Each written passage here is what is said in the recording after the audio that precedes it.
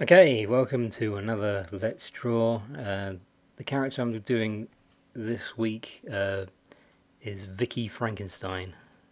I thought because since I did the last drawing, I've had some ideas for new characters, and yeah, because I'm going with the Halloween kind of theme, then yeah, this is going to be kind of a mad scientist character, no relation to Victor Frankenstein, but just a pretty big coincidence nonetheless. And this is sort of her face and this jar that she keeps her brain in. I had a quick go at drawing a jar in the test run that I did for this, and came out quite well. Because things like jars, we see them all the time, and yeah, there isn't really anything inherently difficult about drawing them, but somehow I find that when I draw them, they don't always turn out. I think because I don't really think so much about how it's built or anything. It's just like sort of a rectangular shape with a lid, and then people will know it's a jar. But yeah, it took me a while to kind of notice differences between jars and tins for some reason. Like when I'm drawing them, I don't know why. A big wide head with um, the line that, because it's her brain that's in the jar that I'm going to draw at some point. And not much to it so far. Got a big smile.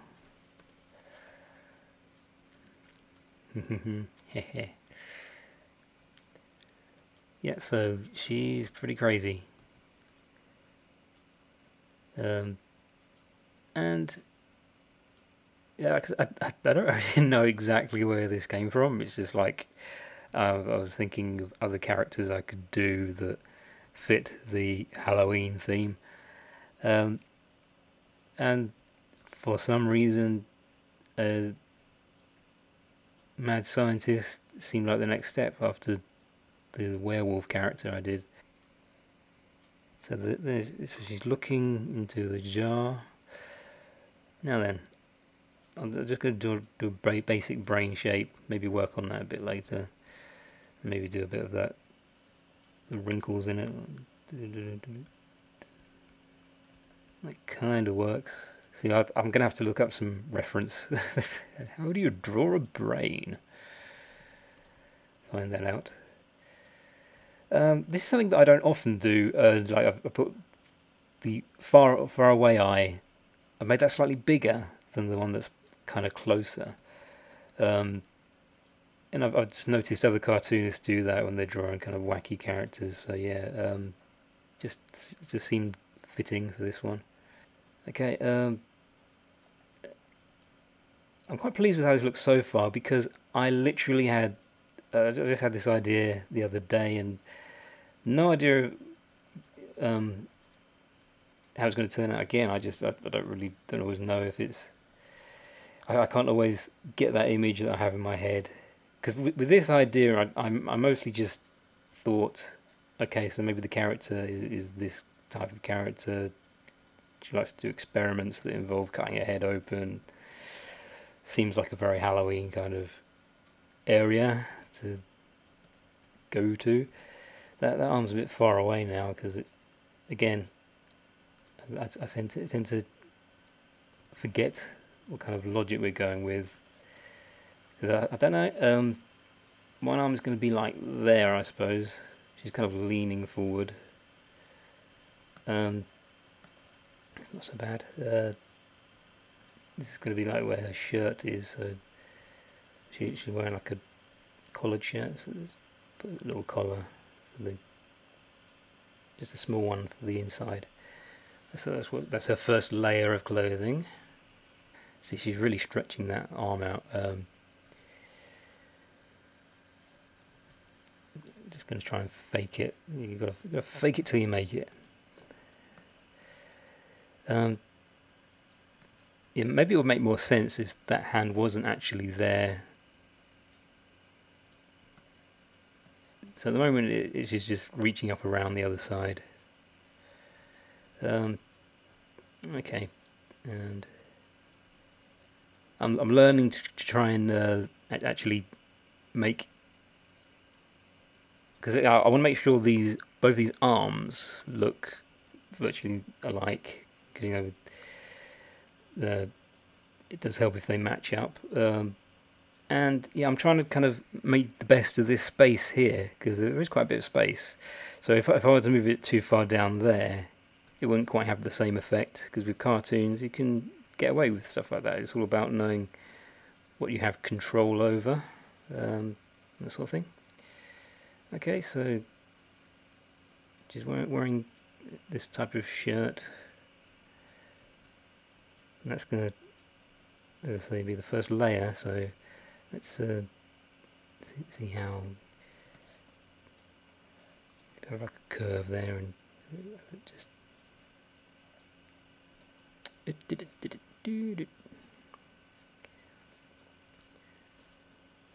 right.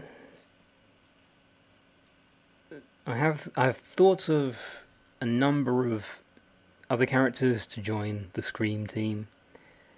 Yeah, I don't know why. Most of them are girls.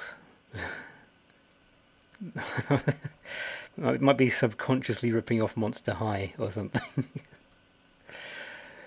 Who knows? Yeah, I quite like that. I like this character. I'm going to shrink one of her pupils down a bit. See, again, it's kind of got the big ones over here and the small ones over there. So yeah, I'm going to redo the hair now. Just make it a bit more kind of messed up. I don't think she has much time to sort out that little hair she has. What little hair she... And now the lab coat. So she's going to have some sleeves going through that. So let's redo that bit. That line's probably fine as it is. Yeah. Something about that one. Okay. Again, I'm sort of closing up those parts there, so curve that line out like that, maybe. Just how I just feel like this could also be a bit more curvy, like whoosh, round like that. I'm trying not to. I'm trying to make sure I don't breathe on the mic too much. That's another thing. Probably going to wear boots, I suppose. Large boots, large professor scientist boots.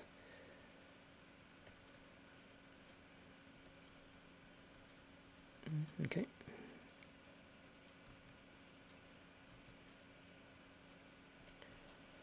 So like Wallace from Wallace and Gromit. Big feet.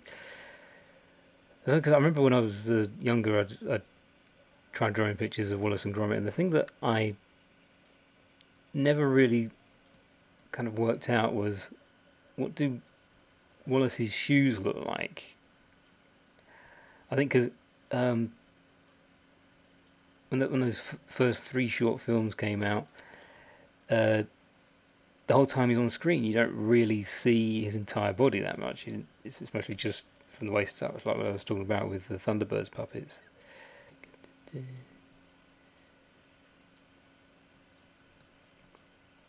Oh, she looks lovely. Little bag under the eye. Make this look more like an eyebrow, a bit thicker, like that. Yeah, that's great. It works to, yeah. So you just add pressure as you go along, smooth, and then you just reshape it any way you want. Yeah, that's what I like about Illustrator. You can cheat, you can just correct anything afterwards. Yeah, I think that's going to have to do. I think I'm probably going to correct that, get some reference material, and just do the other side of the coat. Okay, get rid of that line there, and we are nearly done. Done for today. So Vicky Frankenstein, the latest addition to the Scream team. There she is. Doesn't she look beautiful?